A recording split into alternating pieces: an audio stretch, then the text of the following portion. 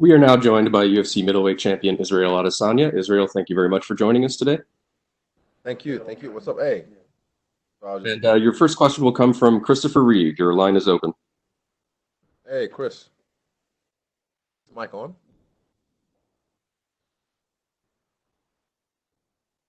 There we go. G'day, mate. How's things? Very well, Chris. What's up? What's up? G'day. Yeah, just wanted to chat with you about energies. Like you say quite often that, before a fight, you like to, I guess, gauge the aura of the guy you're fighting. You've obviously had a chance to do that with Paulo already. Just what did you pick up from that encounter in the hallway? Yeah, he's insecure. That's a really good question, actually. He's insecure. I've said that. Like, that's why we're fighting each other. He was trying to make this whole narrative. He's always trying to clutch at straws because he wants to create something. But I'm like, fuck it. I don't like you. I'm at least honest about it. He doesn't like me. I don't like him. So yeah, we get to fight. But the energy in the hallway, like someone that you've been barking at behind the fence. When you see them, you've seen me. I've never barked at him. I've always just responded to him, but he's always reacted to me. So when he saw me in real life, what did he do? Submitted to me. I had him and Waleed giggling like little girls. I know us media types are really hyping this fight up. How do you see it as? Do you see it as big a deal as it's sort of being made out to be? I think the muscles fool everyone. The muscles and the whole flurries and fighting punching bags fools everyone. Everyone thinks like, oh, this is the biggest fight. I'm like, nah. Well, I already had the fight of the middleweight division, which was Kelvin Gastelum. I've already had the biggest fight in the middleweight division, crowd-wise, which was Robert Whitaker, badass knockout. But yeah, this fight's just gonna be a showcase. I'm gonna make it look easy. A lot of people are gonna be shocked by that. And I heard you saying in the earlier media conference that you've already told Jared Cannonier that if he gets past Rob, then he'll be next. Was that like direct contact you had with Jared? Like, how did that come about? Yeah, I just DM'd him and I saw. 'Cause I followed him maybe last year, early this year sometime, and I followed him. Damn it, Mitch. Nah, I followed him on Instagram earlier this year sometime, and then I saw that he's always been reacting to my stories and showing me love and props and praises, and I'm just like, I've always known he's a good sort. He's of a good aura, but everyone. And yeah, I felt like there's no need to be bad blood to fight someone. He's been the dark horse of the division for so long, and it's just like, yeah, I look forward to challenges like that. Me and my coaches have had my eye on him for a while, and his resurgence at middleweight being proven to be a unstoppable force. Far. Well, good, mate. That's all from me. Thank you very much. So, Chris. We'll take our next questions from Peter Carroll. Your line is open. Hello, Izzy. How you doing? Oh, what's up? I'm just wondering. I was at the fight in Melbourne against Whitaker, and I thought that entrance was something that transcended the sport. It went on to, millions of hits all around the world, and now Dana has said he doesn't love them. Does that surprise you? The fact that he doesn't love these moments that seem to take on a whole new fan base for the sport and you. No, not really. I mean, they did shut me down for UFC 234, the silver fight, even when I became the main event. But when it was 243 and I was the main event and I was the headline, I told them I'm not doing this my way or no way. But yeah, I mean, preferences. Everyone has their preference, and I like what I like. Is it safe to say without the crowd in attendance in Abu Dhabi, there probably won't be a similar festive kind of entrance, or do you have something up your sleeve for us? No, I mean, for me, I'm focused on the fight. To be honest, I've always been focused on the fight. But without the crowd, I still had, this idea with Jet Li from Unleashed in my mind. The way he walked to the arena and then his trainer took the collar off him and unleashed him onto the opponent. I had that in mind. It doesn't have to always be something big. Like my last one was quite subtle. It was pretty big, but I didn't really do much. But yeah, little things, little things. But for me, I don't know. Whatever my ancestors like flow through me, I might let it flow. But I'm telling you, I'm focused on this fight right now. You mentioned Jared Cannonier just moments ago. We were speaking to Eugene just on Monday, and he was kind of looking at how the middleweight title picture could come together over the next few months. And if he said if Whitaker was to beat Cannonier, he might be next in line, and that could prompt you to maybe have a look at the 205 division. Is that something that could happen if Whitaker is the natural next contender? He keeps like getting these ideas and not telling me about them. Let me see. I like middleweight. I don't need to move up in weight unless I want to showcase. But if Whitaker somehow destroys Cannonier and Anna says he's next in line, then he can get knocked out again for a third time. Do you feel as though you are on the verge of transcending this sport like so few people have been able to do? Because it certainly feels that way for a lot of people like myself watching from a distance for such a long time. Yes, the last fight was supposed to do that. The last fight was the big one because of the build up and the ESPN and all that kind of stuff. I feel like I needed a valley in my story, and that was my valley, and now it's time to rise again with the new Puma deal and everything that's going on. This is the time. This is going to shoot me into the next stratosphere. And can I just finally ask about the billboard we saw in Nigeria? How does that feel to see that love coming from Africa as well? I know it means a lot to you. Yeah, that's dope because it's not just one. It's like heaps, and there's even like in the malls those advertising boards that you walk by in the mall. There's heaps of them around, so it just shows the push that I'm getting over there, and I love it, and I love the fact that people from Nigeria always show me love. They always show me love. Thanks so much, Izzy. We'll take our next question from Bruno Carvalho. Hi, how are you? Oh, what's up, man, Bruno? Hey, and over the past 2 years has been a lot of trash talks between you and Paulo. And I would like to ask you how much is part of the show and how much is something personal between you two. If you look at it, you can really ask yourself who's been doing the trash talking, who's been the one posting stupid memes that aren't even that creative, who's been the one posting videos and putting the effort into trying to create something. I just said I don't like the guy because I don't like his vibe, I don't like the way he looks, and I'm honest about it. It's not personal. He's always trying to create something, reason why he doesn't like me. He doesn't really have anything.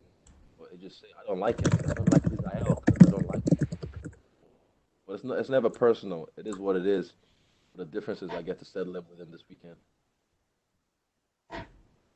Okay, and my last question is about Anderson Silva is about to retire, and I know you are a huge fan of him. I would like to ask you how he inspire you your career in MMA and how it's important to you have the same title have that he had been.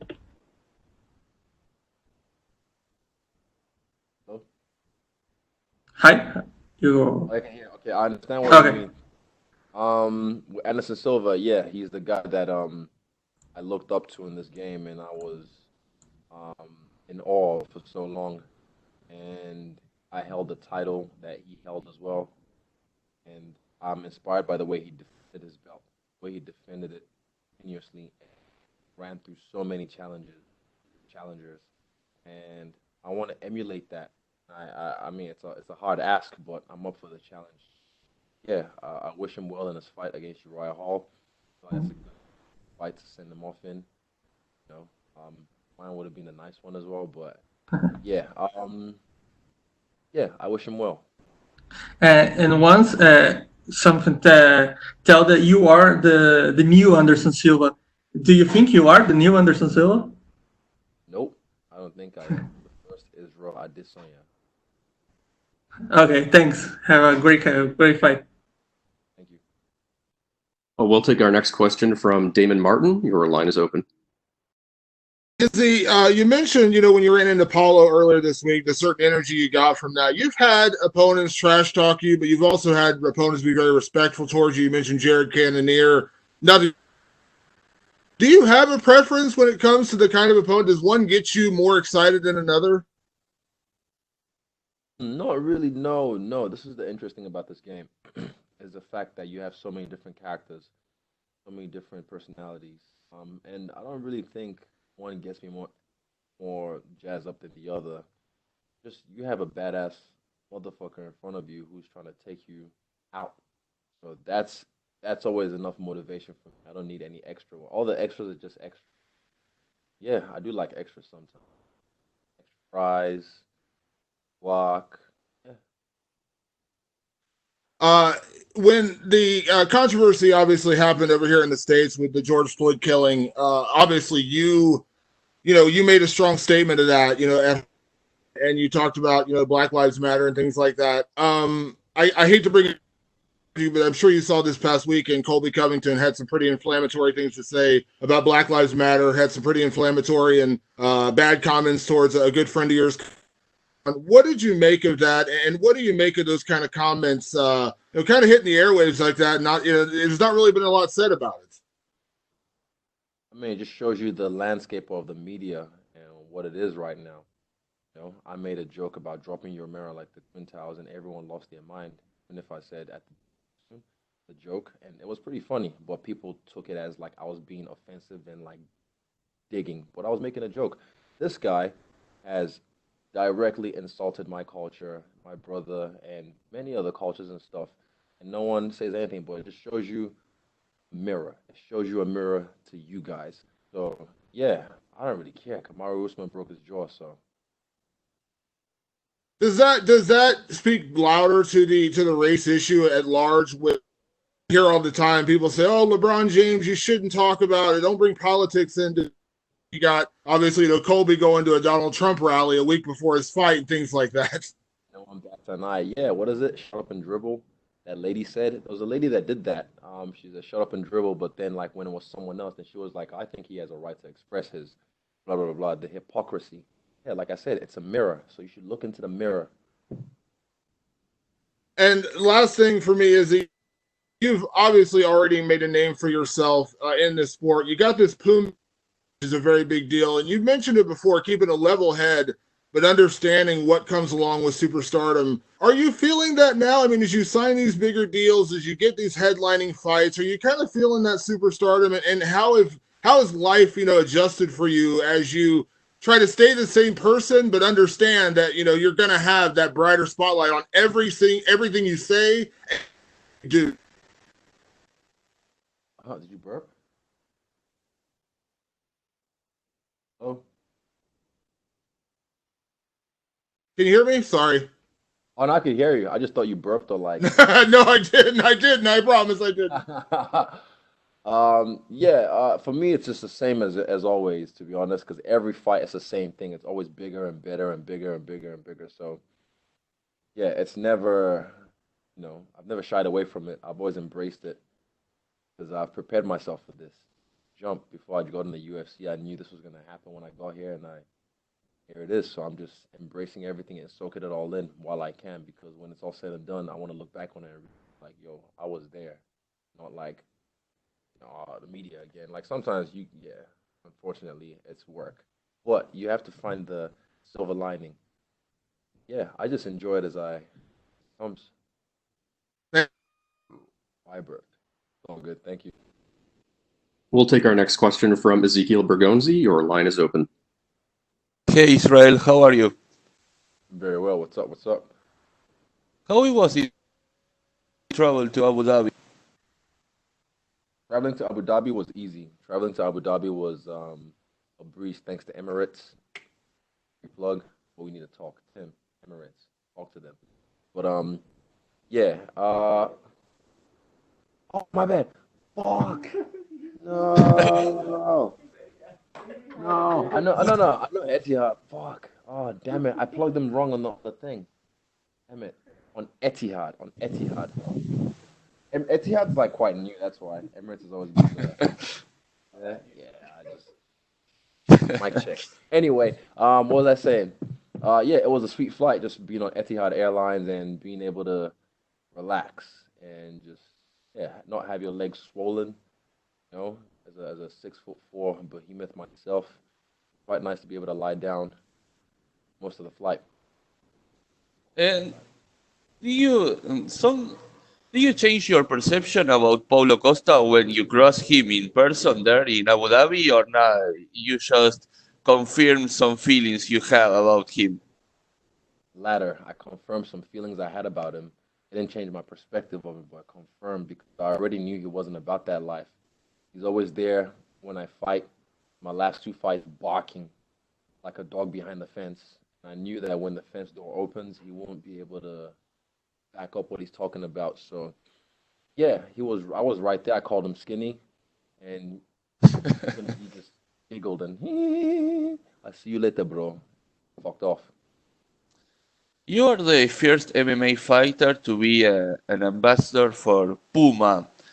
How do you feel about that, being on these big brands, being sponsored by this? You know, because, for example, Neymar is right there, so you are now with these big athletes of the world. How do you feel about that?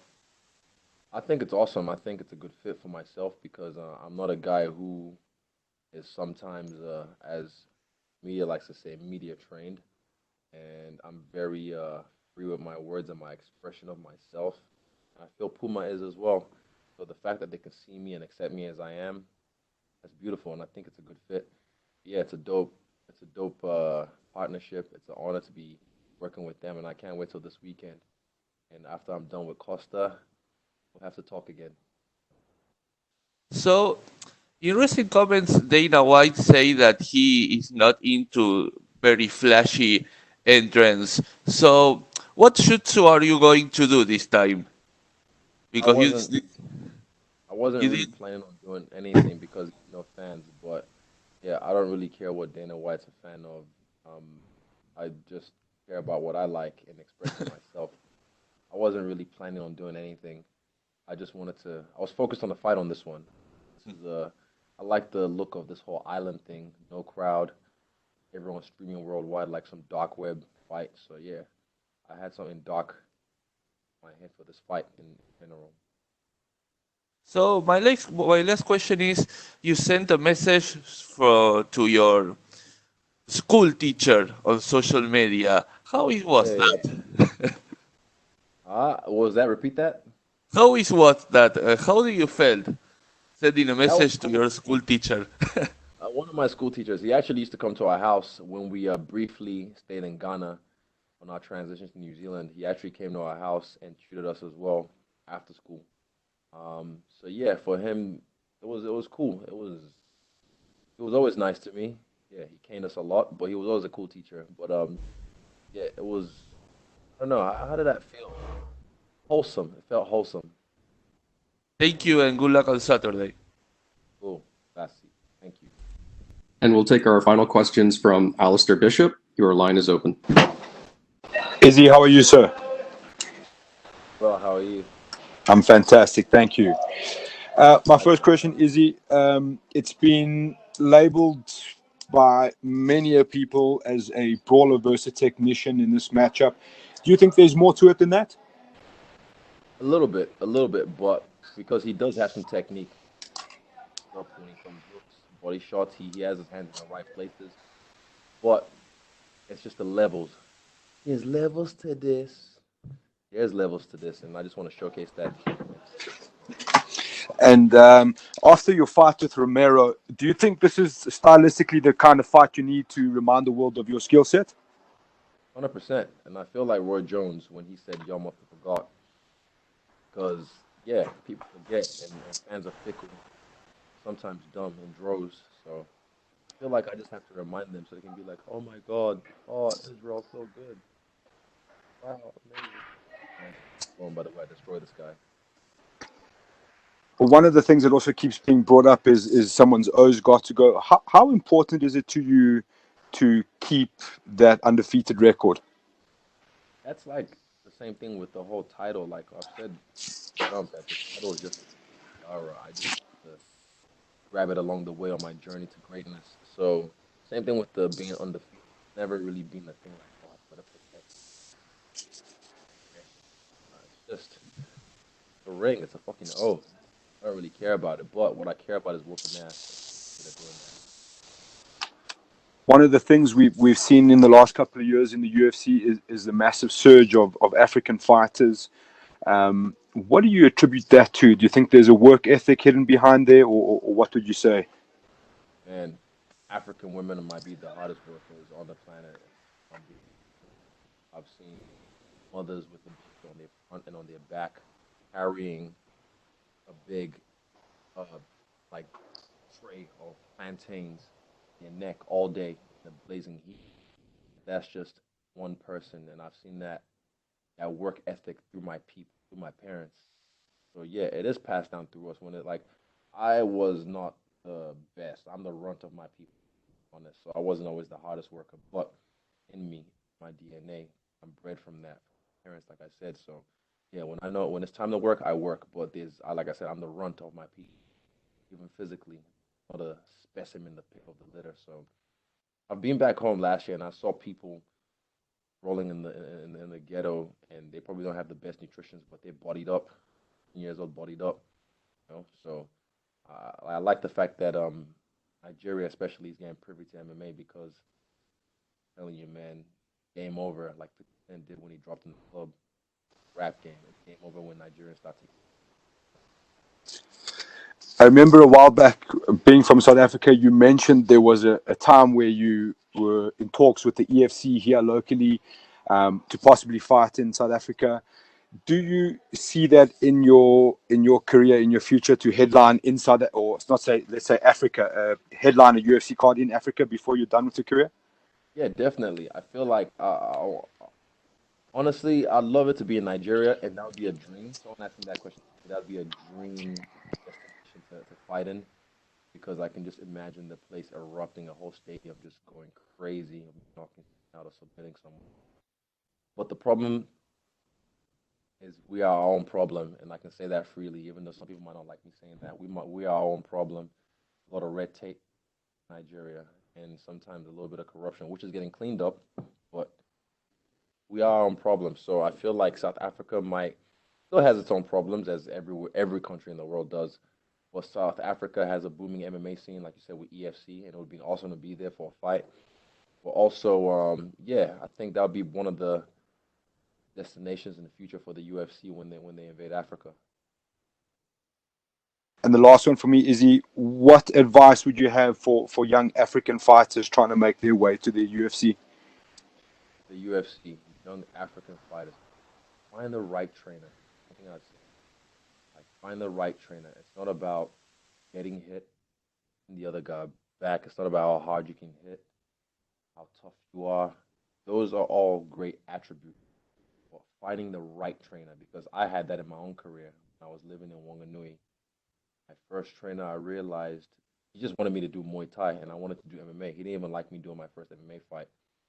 I realized that he tried to shape me to fight like him, his style. And I knew early on that this was not the guy to take me to where I needed to go. So I went out and I seek the right trainer, and I am blessed that I found you, Chairman. So I tell them it'll be hard right now because it's a young sport, African in general.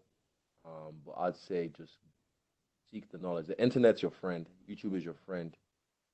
Tutorials, DVDs. A lot of people have them, but finding the right trainer who cares about technique rather than just toughness. Fantastic. Thank you, sir. Best of luck. And Africa is behind you. Fight kind next year. Thank you, sir. All right, thank you very much, Israel. You're all set.